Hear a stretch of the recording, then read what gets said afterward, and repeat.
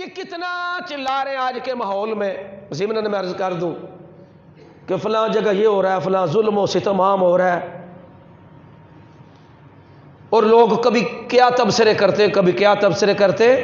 یہ جتنا بھی ظلم، تشدد، بربریت اور نبی پاک علیہ السلام کی عزت پہ اتنا کچھ ہونے کے باوجود بھی جب حکومتی سطح پر بھی عزت مآب حاضرین کسی قسم کی کوئی حال جل پیدا نہ ہو، کسی قسم کی کوئی اندر سے یہ خیال اور جذبہ و عشق پیدا نہ ہو کہ یار جب حکومتی سطح پر میرے نبی پاک صلی اللہ علیہ وسلم کے چہرہ مبارک کی تصویروں کو کارٹونوں کی شکل دی جائے اور پوری حکومت اس کو پروموٹ کرے اور پورے سرکاری دفاتر پہ اس کو عام کیا جائے اور مسلمانوں کے حکمرانوں کے ماتھے پر جو بھی نہ رنگے، تو اس کے پیچھے جو وجوہات ہوتی ہیں وہ جانتے ہیں کیا ہے؟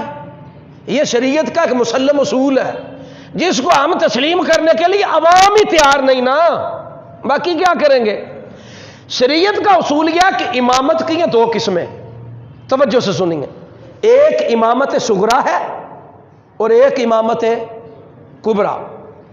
ایک چھوٹی امامت اور ایک بولیے بڑی امامت. توجہ سے سنیے.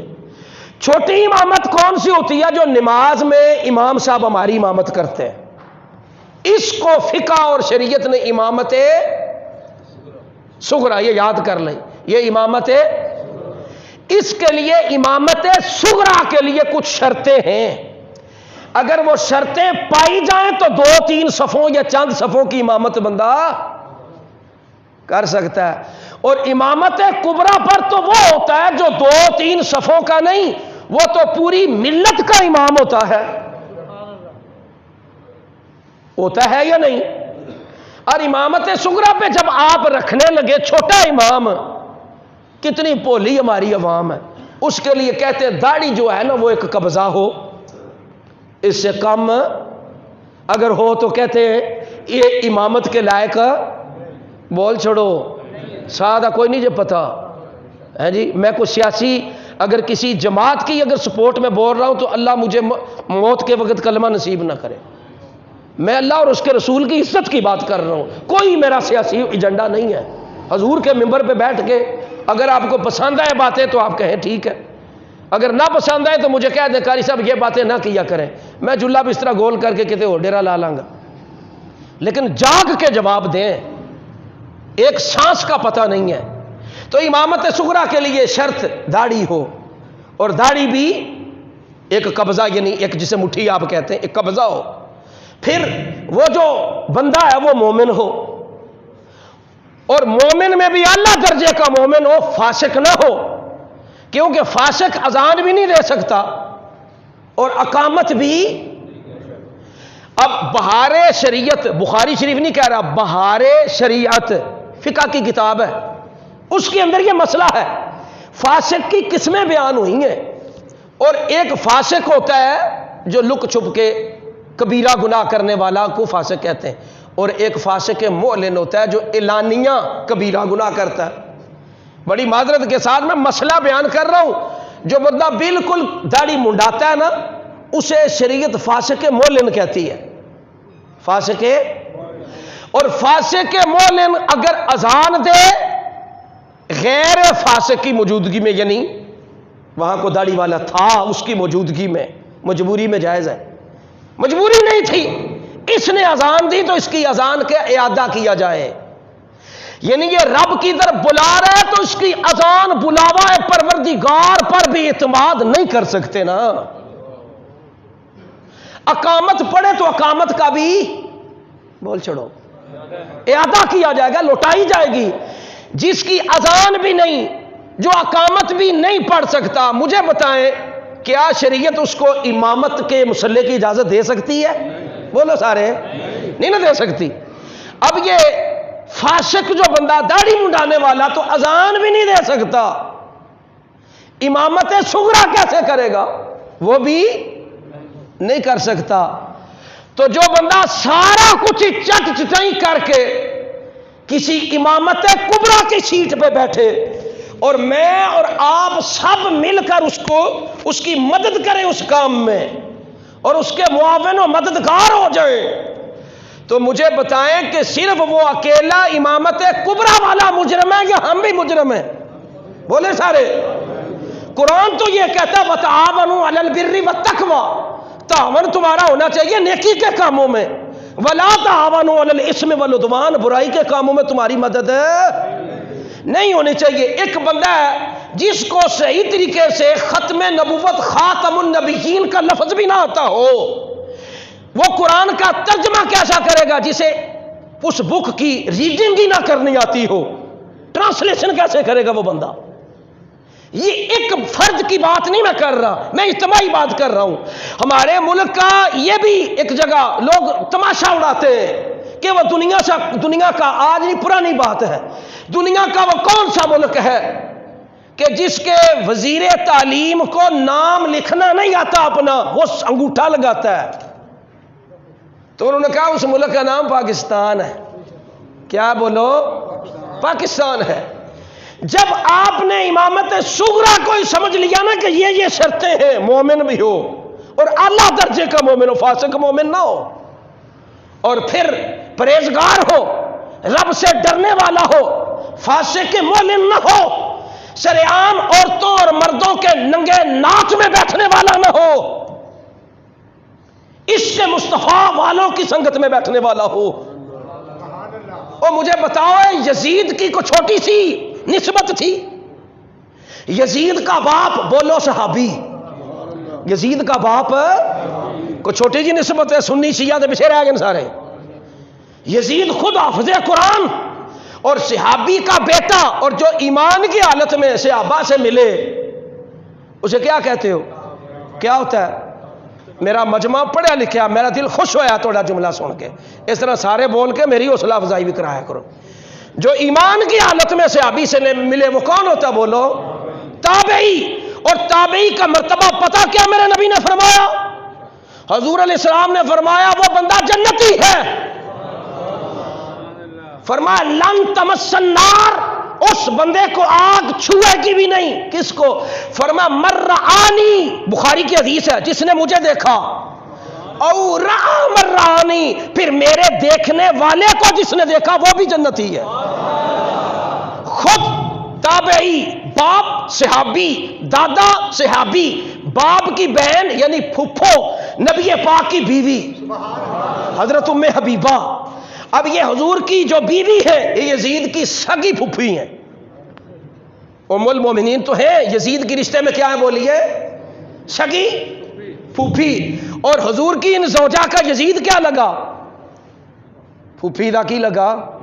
بھتیجا۔ اور حضور کا بھی اس رشتے میں بیوی کی طرف سے کیا لگا؟ بھتیجا۔ اتنے بڑے رشتے ہونے کے باوجود کربلا وچ علی اکبر نو کوہان دی لوڑ کی سی؟ نہیں سمجھ آئی بات کی۔ علی اصغر کو ذبح کروانے کی ضرورت کیا پڑ گئی تھی؟ اس کے خلاف کیوں اٹھے تھے امام حسین رضی اللہ تعالیٰ؟ ان کو پتہ ہے بے شک حافظ ہے، بے شک صحابی کا بیٹا ہے، کچھ بھی ہے، ایک کوئی بڑی گل نہیں جے نوح علیہ السلام دا بیٹا گمراہ ہو سکتا ہے تو صحابی دا بیٹا کیوں نہیں گمراہ ہو سکتا؟ وہ تابعی کا تو مقام تب ہے کہ تابعی رہے۔ اس طرح تو حضور علیہ السلام پر ایمان لانے کا دعویٰ رئیس المنافقین عبداللہ ابن ابی بھی کرتا تھا، تو کیا فرق پڑا؟ واصل جہنم ہو گیا، وہ منافق تھا، حضور کے سامنے آ کے کچھ کہتا، پیچھے کچھ کہتا، اور نبی علیہ السلام کی مخالفت میں مرتے دم تک ڈٹا رہا۔ اسے قرآن مجید کی نص ہے اس کے بارے میں کہ حضور علیہ السلام نے اس کے لیے دعا مانگی، جنازہ پڑھایا، اللہ نے فرمایا میرے حبیب اگر صرف ہوتا نا میرا دشمن دیکھو رہے میں غفور الرحیم معاف کاری چھڑ دو، یہ تو سونے تیرا بے ادب تھا۔ یہ جڑے عاشق لوگ نے ٹینشن لینے دی لوڑ کوئی نہیں، یہ دنیا 4 دنوں دی ہے، لیکن اس میں یہ ذمہ داری ہم پر ضرور عائد ہوتی ہے کہ عقل مند قومیں جو ہوتی ہیں وہ اپنے ماضی سبق ضرور حاصل کرتی ہیں۔ جب آپ نے درزی لیا 1 نمبر، ڈاکٹر کا چناؤ کیا 1 نمبر، آپ نے ایجنٹ باہر جانا ہے تو ایک نمبر دیکھا کہ کون سا ٹریول ایجنٹ ہے جو دھوکہ نہیں دے گا. آپ نے کوئی کپڑے والی دکان دیکھی تو دیکھا کون سا جو فراڈ نہیں کرتا. تو حضور کے مصلی کے لیے کیا خیال نہیں کرنا چاہیے کہ اس مصلی کے لیے بھی پیور بندہ ہونا چاہیے؟ کیا بولیے؟ پیور. جب اس مصلی کے لیے اگر آپ پیور بندہ خود میں رکھیں تو بعد جکھو جی مولوی 2 نمبر ہوں تو پھر 2 نمبر تو سارے ہی ہوں. قصور تو آپ کا ہے، آپ نے ہر کام کے لیے ایک نمبر بندے کا انتخاب کیا. حضور کے مصلی کی جب بات آئی تو آپ نے کوئی ٹینشن ہی نہیں لی، جہاں دل آیا کہ کھلو گیا. اور پھر جب امامت صغریٰ کی آپ نے اگر پرواہ کی تو آپ ناکام نہیں ہوں گے، اگر پرواہ نہیں کی تو برباد ہو جائیں گے. جب امامت صغریٰ پر اتنی پابندیاں ہیں تو امامت کبریٰ کے لیے کیا خیال کرتے ہو؟ اللہ کے رسول صلی اللہ علیہ وسلم کا فرمان ہے جب بھی کوئی بندہ حکمران بنے تو اس پر بنیادی طور پر 2 حقوق لازم ہو جاتے ہیں، 2 عمل لازم ہو جاتے ہیں بنیادی. اولین جنہوں نے نہ مسئلے سیکھے ہی نہ ہونا، انہیں بیچارے کی کرنا ہے جی. ان کے تو مولوی بھی درباری ہوتے ہیں جو چند پیسے لے کے جی تیرے لیے عاشق رسول ہی کوئی نہیں. حاضرین محتشم، فرمایا پہلا عمل نافذ کرنا لازم ہے، وگرنہ قیامت کے دن اللہ تعالیٰ کا جلال اس کے گریبان کو پکڑے گا. پہلا عمل نظام صلاۃ ہے. کیا بولیے؟ نظام صلاۃ، نماز کا نظام. نماز کو نافذ العمل کرے. اللہ کی زمین پہ کھڑے ہو کے سجدہ کیوں نہیں کرتے رب کو؟ اس کو نافذ کرے. اور دوسرا نظام زکوٰۃ ہے. نظام، میرے نبی نے فرمایا اگر میری امت کے امراء اگر پوری زکوٰۃ ہی دے دیا کریں گے نا، حضور کا یہ معجزہ ہے، فرمایا میں دیکھ رہا ہوں کہ میری امت میں کوئی غریب رہے گا ہی نہیں.